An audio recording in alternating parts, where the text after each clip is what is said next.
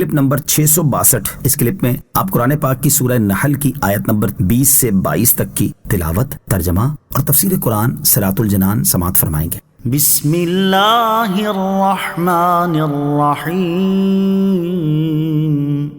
ترجمہ: اللہ کے نام سے شروع جو نہایت مہربان رحمت والا ہے۔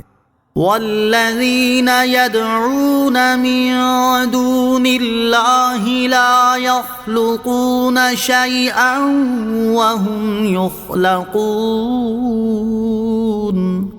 ترجمہ: اور اللہ کے سوا جن کی یہ لوگ عبادت کرتے ہیں وہ تو کسی شے کو پیدا نہیں کرتے بلکہ وہ تو خود بنائے جاتے ہیں۔ والذین یدعون من دون اللہ، اور اللہ کے سوا جن کی یہ لوگ عبادت کرتے ہیں۔ مستند مفسرین نے اپنی تفاسیر میں اس آیت میں مذکور لفظ یدعونا کا معنی یعبدونا یعنی عبادت کرنا لکھا ہے، جیسا کہ ابو سعید عبداللہ بن عمر بیداوی، امام جلال الدین سیوطی، ابو سعود محمد بن محمد اور علامہ اسماعیل حقی رحمۃ اللہ تعالی علیہم اس آیت کی تفسیر میں فرماتے ہیں اللہ تعالیٰ کے علاوہ جن معبودوں کی کفار عبادت کرتے ہیں۔ علامہ اسماعیل حقی اس آیت کے لفظ یدعونا کا معنی یعبدونا لکھنے کے بعد فرماتے ہیں کہ قرآن پاک میں لفظ دعا عبادت کے معنی میں بکثرت استعمال ہوا ہے۔ ابو اللیث سمرقندی رحمۃ اللہ تعالی علیہ اس آیت کی تفسیر میں فرماتے ہیں کہ کفار اللہ تعالیٰ کے علاوہ جن بتوں کی عبادت کرتے ہیں وہ اس بات پر قادر نہیں کہ کوئی چیز پیدا کر سکیں، بلکہ وہ خود پتھروں اور لکڑی وغیرہ سے بنائے جاتے ہیں۔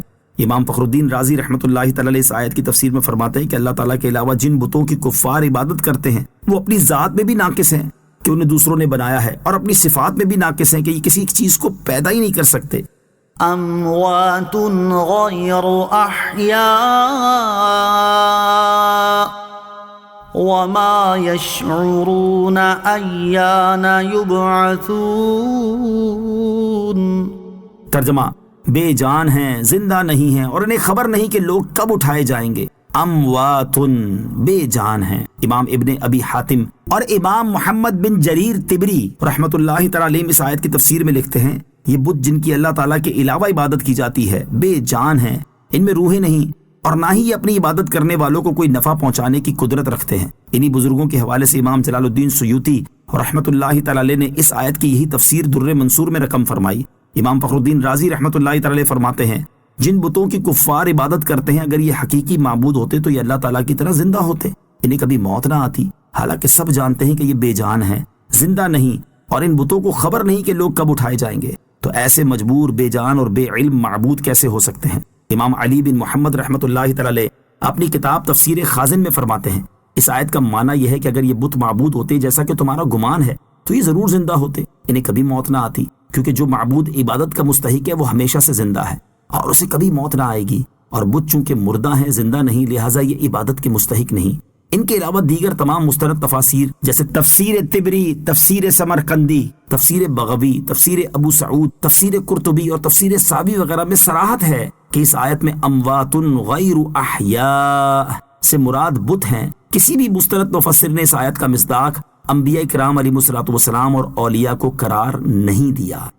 الہکم الہ واحد فالذین لا یؤمنون بالآخرۃ قلوبهم منکرۃ وهم مستکبرون۔ ترجمہ: تمہارا معبود ایک معبود ہے تو وہ جو آخرت پر ایمان نہیں لاتے ان کے دل منکر ہیں اور وہ متکبر ہیں۔ الہکم الہ واحد، تمہارا معبود ایک معبود ہے۔ آیت کا خلاصہ یہ کہ اس سے ما قبل آیات میں ذکر کیے گئے قطعی دلائل سے ثابت ہوا کہ تمہاری عبادت کا مستحق ایک معبود یعنی اللہ تعالیٰ ہے، وہ اپنی ذات و صفات میں نظیر و شریک سے پاک ہے۔ تو وہ لوگ جو آخرت پر ایمان نہیں لاتے ان کے دل اللہ تعالیٰ کی وحدانیت کا انکار کرنے والے ہیں، اور وہ متکبر ہیں کہ حق ظاہر ہو جانے کے باوجود اس کی پیروی نہیں کرتے۔ قرآنی اسلوب کی شان یہاں آیات میں نہایت نفیس ترتیب ہے کہ پہلے کثرت کے ساتھ دلائل کو بیان کیا گیا اور اب ان سب دلائل کا اہم ترین نتیجہ توحید باری تعالیٰ کی صورت میں بیان فرمایا گیا، اور دلائل و نتیجہ میں بھی کس قدر عمدہ کلام فرمایا گیا کہ کوئی منطق کی باریکیاں اور فلسفے کی منہ شگافیاں نہیں، بلکہ انتہائی عام فہم انداز میں فطرت انسانی کے قریب ترین دلائل کو جمع کرتے ہوئے بات کو سمجھا دیا گیا۔ یہی وہ قرآنی اسلوب ہے جو دل و دماغ کو تسخیر کر دینے والا ہے۔